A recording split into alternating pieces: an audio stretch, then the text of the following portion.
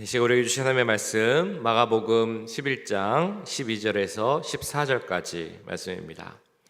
마가복음 11장 12절에서 14절까지 말씀. 제 성경으로는 신약성경 74페이지에 있습니다. 신약성경 74페이지 마가복음 11장 12절에서 14절까지 말씀입니다.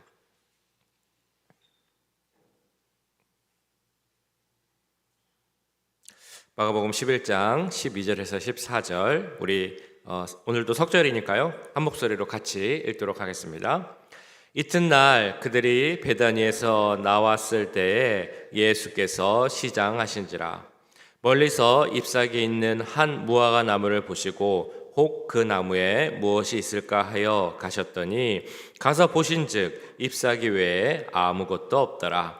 이는 무화과의 때가 아님이라. 예수께서 나무에게 말씀하여 이르시되 이제부터 영원토록 사람이 내게서 열매를 따먹지 못하리라 하시니 제자들이 이를 듣더라. 아멘. 네, 조금 피곤하신가요? 네, 괜찮으신가요? 네. 자, 우리가 처음으로 금요일 저녁에 성금요일 예배를 드리고 또 오늘 아침에 토요 새벽 예배 아침 예배를 드립니다. 몸이 조금 피곤할 수도 있지만 우리가 이럴 때일수록 더욱더 우리 주님의 그 고난을 함께 생각하고 묵상하고 왜 예수님이 그 고난의 일을 가셨는지 함께 생각해 보면 참 좋을 것 같습니다. 이번 한 주간은 우리가 특별 새벽 예배를 통하여서 고난 주간에 있었던 예수님의 행적에 대해서 함께 살펴보았습니다.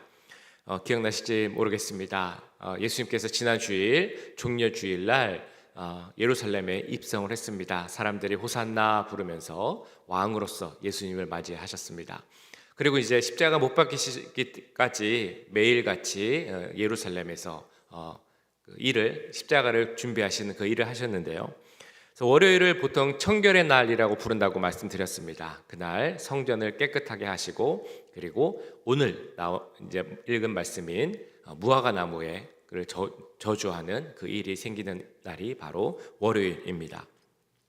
그리고 화요일은 변론의 날이라고 부른다고 말씀드렸죠. 대제사장들과 함께 어디서 권위가 오느냐라는 그런 변론, 논쟁을 하신 날이 바로 화요일입니다. 그리고 수요일은 음모의 날이라고 말씀드렸습니다.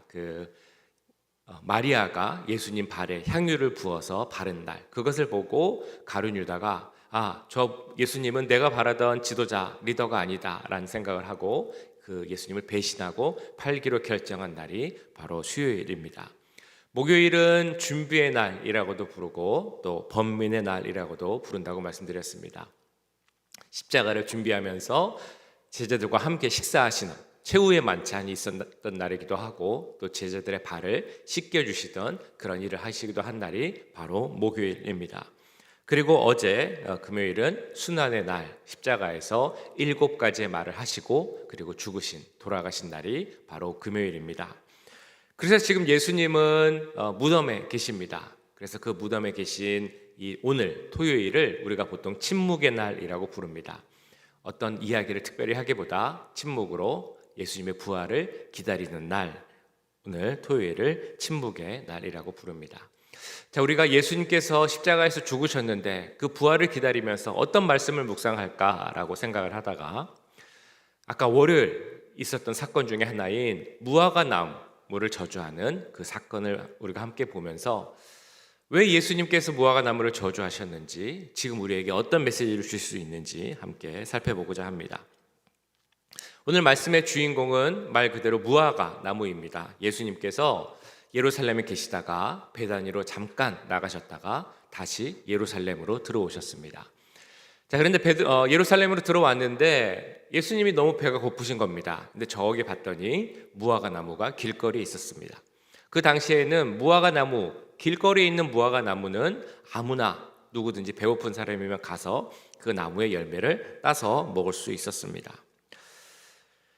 예수님이 가서 보니까 나무에 잎사귀가 많이 있었는데 그런데 무화과 나무의 열매는 없었다라고 오늘 12절, 13절 말씀에서 이렇게 나오고 있습니다.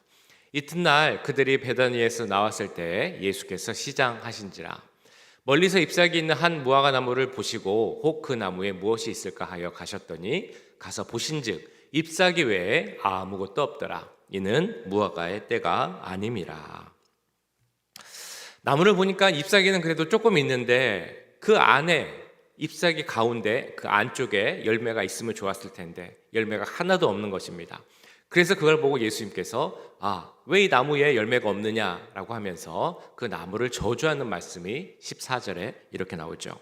예수께서 나무에게 말씀하여 이르시되 이제부터 영원토록 사람이 내게서 열매를 따먹지 못하리라 하시니 제자들이 이를 듣더라. 자, 그 말을 듣고 나서 제자들이 특별히 베드로가 그 다음 날 이 나무를 다시 보게 되었습니다. 그리고 보니까 예수님 말씀대로 나무가 완전히 말라서 죽게 돼 있는 것을 보게 됩니다. 자, 이 말씀을 보면 우리 마음속에 왜 예수님께서 이렇게까지 하셨을까라는 질문이 들게 됩니다. 하나는 우리 예수님이 어떤 분이신가? 우리가 잘 알고 있는 예수님은 살아있는 것을 마르게 하고 죽게 하는 그런 말씀이 잘 안 하시는 분입니다. 그런 장면이 성경 가운데 많이 나타나지 않죠. 주님은 주로 상처를 고치시고 아픈 곳을 낫게 하시고 심지어 죽은 곳에도 새 생명을 불어넣으시는 분이 바로 우리 예수님입니다. 그래서 상한 갈 때도 꺾지 않으시고 아픈 자, 약한 자, 연약한 자, 죽은 자 그런 분들을 다 살리고 새 생명을 주시는 분이 우리 예수님이신데 유독 오늘 말씀에서는 예수님께서 이 무화과 나무를 저주하고 말라 죽게 한다라는 것입니다. 그것이 참 이상하다라는 생각이 듭니다. 또 한 가지 마음이 있습니다. 그건 뭐냐면 왜 예수님께서는 이 무화과 나무를 보면서 열매가 없다고 해서 그렇게 이 나무를 저주하셨을까? 예수님이 배가 많이 고프셔서 그러셨나? 라는 생각이 들기도 하고요. 특별히 이런 생각을 할 수 있는 이유는 우리가 13절에도 보셨습니다만 이때는 무화과 나무의 때가 아니었다라고 나오고 있기 때문입니다. 무화과 나무가 열릴 때가 아닌데 그 나무에 가서 왜 너는 열매가 없느냐? 왜 아직 열매가 없느냐라고 하시면서 그 나무를 저주하신 것입니다. 보통 무화과 나무가 익을 때는 6월 정도라고 우리가 보고 있습니다. 그런데 이 예수님께서 오늘 이 무화과 나무를 보고 열매를 먹고 싶어서 가실 때는 4월 정도가 됐을 것이다 라고 학자들은 이야기합니다. 그러니까 지금 정도 된 겁니다. 한 4월 정도, 한 2달 정도 더 있어야 무화과 나무가 익습니다. 그런데 예수님이 그 나무에 가서 왜 너는 아직도 열매를 맺지 못했느냐 하며 저주했다는 것입니다. 참 이상하죠. 예수님께서는 왜 그러셨을까? 그 질문의 답을 찾기 위해서는 이 무화과 나무라는 그 나무와 열매의 특징을 알아야 됩니다. 왜 무화과라는 이름이 지어졌을까요? 그 열매의 특징이 있습니다. 그건 뭐냐면 그 나무는 보통은 꽃이 나고 꽃이 지면서 열매가 맺히기 시작하죠. 그런데 이 나무는 꽃이 피지 않습니다. 말 그대로 무화, 꽃이 피지 않는 그래서 과실을 맺는 나무가 바로 무화과 나무입니다. 나무를 보면 잎이 나기 전에 열매가 먼저 맺힌다고 합니다. 그리고 나서 잎이 생기고 잎과 열매가 동시에 자라나게 됩니다. 그러니까 사람들이 저 무화과 나무에 열매가 있는지 없는지를 어떻게 알 수 있냐면 그 잎의 상태를 보면 알 수 있는 겁니다. 잎이 어느 정도 자라 있으면 잎이 이만큼 있으니까 그 안에 무화과 나무 열매도 어느 정도 자라 있겠구나라고 생각을 할 수 있다는 것입니다. 그렇기 때문에 오늘 말씀을 보면 아직 무화과의 때가 이르진 않았지만 예수님께서 나무를 보시니까 잎사귀가 어느 정도 나 있는 겁니다. 그래서 생각하시기를 저 나무에 잎사귀가 저 정도 있으면 열매도 그래도 조금은 있겠다라고 생각을 하신 것입니다. 그래서 그 열매를 먹으러 갔는데 가서 보니까 잎사귀는 그래도 꽤 있는데 그 안에 열매가 하나도 없는 것입니다. 그걸 보고 예수님께서 저주를 하신 것입니다. 저주하신 이유가 있습니다. 그것은 바로 그 무화과 나무가 상징하는 바가 있기 때문입니다. 먼저 이 무화과 나무가 상징하는 것은 바로 유대인의 영적 상태였습니다. 유대인들은, 바리새인들, 종교 지도자들은 이렇게 생각을 하는 겁니다. 자기들은 영적으로 너무 좋은 상태, 내 믿음은 좋은 상태다라고 생각을 하고 있는 것입니다. 겉으로 보기에는 잎이 무성한 나무처럼 좋아 보이지만 사실 그들의 믿음, 그들의 영적 상태는 문제가 많이 있다라고 예수님께서 지적하고 계신 것입니다. 이 일이 있은 후에 예수님께서 성전 정화를 하시죠. 그것을 보면서 그들이 영적 상태가 어떤지를 알 수 있는 것입니다. 그리고 나서 병자들을 고치실 때 이 유대 지도자들과 또 변론을 하십니다. 그걸 보면서도 그들의 상태를 알 수 있습니다. 그들이 말하기는 자기들의 모습은 아무 문제 없다, 잘 믿고 있다라고 말하지만 그들의 사실 믿음이 잘못되었고 그들의 속마음은 하나님이 기뻐하시지 않는 모습이 많이 있었다라는 것입니다. 그리고 이 말씀은 그 당시에 유대인들을 지적함과 동시에 또한 지금 우리들에게 주시는 경고이기도 합니다. 겉으로 보기에 무성한 잎을 가지고 정말 좋아 보이는 그런 믿음의 모습을 갖고 있는 것처럼 보이지만 사실은 그 안에 아무 열매가 없는 사람들의 모습을 보면서 그런 사람들에게 주시는 말씀이 바로 오늘 말씀이라는 것입니다. 우리들은 사실 겉모습을 많이 신경 씁니다.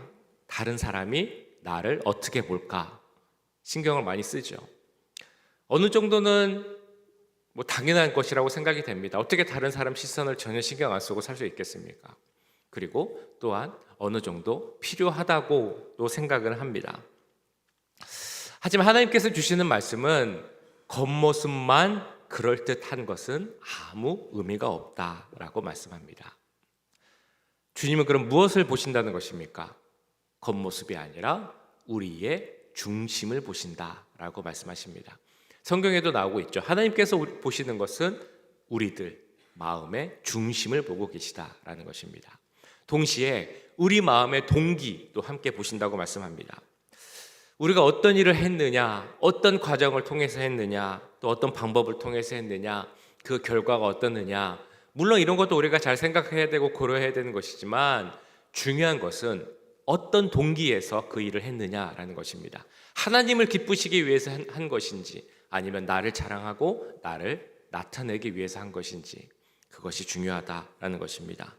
그래서 그 일을 통해 어떤 하나님께서 기뻐하시는 열매를 맺을 수 있느냐, 이것이 바로 하나님께서 오늘 말씀을 통해 우리에게 주시고자 하는 그런 말씀이라는 것입니다. 그렇기 때문에 오늘 이 시간 우리가 나의 모습에 그 무화과 나무를 한번 이렇게 빗대어서 투영해서 생각해 보기 원합니다. 나의 모습을 주님께서 보신다면 어떤 모습일까라는 생각을 해보면 좋겠습니다. 우리는 과연 잎이 무성한 나무이겠습니까? 아니면 아직 잎이 좀 부족한 나무이겠습니까? 잎은 무성한데 열매는 없는 나무입니까? 아니면 잎이 무성한 만큼 열매도 많이 있는 그런 나무이겠습니까? 하나님께서 우리를 한 그루의 무화과 나무로 보신다면 하나님께서 원하시는 모습은 잎만 무성한 모습을 원하시지 않습니다. 잎이 무성한 만큼 그 안에 열매도 가득 차 있는 그런 모습을 하나님께서는 원하고 계신다는 것입니다. 열매에 대해서는 제가 계속 말씀드리고 있습니다. 어떤 열매를 맺어가고 계십니까? 우리 내적 열매, 외적 열매 나눠서 얘기할 수 있습니다. 내적 열매는 내 어떤 성격의 변화, 인격의 변화, 또 성령의 성품의 그런 열매, 이런 열매들을 이야기할 수 있습니다. 또 한 가지 성경에 나오는 것이 성령의 열매도 있습니다. 외적 열매도 있죠. 외적으로 보기에 하나님께서 기뻐하시는 그런 삶의 모습, 하나님을 증거하는 삶의 모습, 그런 열매, 세상과는 다른 삶을 살아감으로 맺어가는 열매, 또 복음을 전파하며 살아가는 열매, 이런 많은 열매들을 맺어갈 수 있습니다. 자, 그런데 이 모든 것을 다 아우를 수 있는 중요한 열매가 하나 있습니다. 그 열매가 무엇인가 하면 바로 부활의 열매입니다. 자, 아까 말씀드린 그 열매 맺는 삶에 대해서 생각해 보면 참 마음에 부담이 드는 것은 사실입니다. 참 좋은 것이고 우리가 해야 되는 것임을 알지만 우리 성품의 열매를 맺는 것, 또 인격이 성숙해가는 열매를 맺는 것, 그래서 우리 가운데 사랑하고 자비하고 양선하고 오래 참고 또 온유하고 절제하고 이런 품성들 갖는 건 좋은 거지만 참 힘듭니다.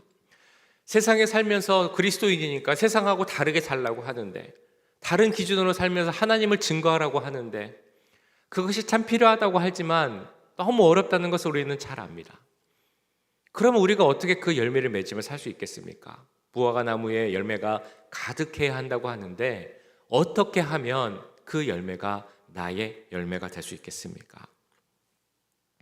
그 모든 것을 가능하게 하는 열매가 있다는 것입니다. 그것이 바로 부활의 열매입니다. 예수님께서 부활하심으로 확증하신 그 부활이 나의 것이다. 그래서 그 부활의 소망이 나의 삶 속에 있다는 것을 확증한 사람만이 나타낼 수 있는 열매.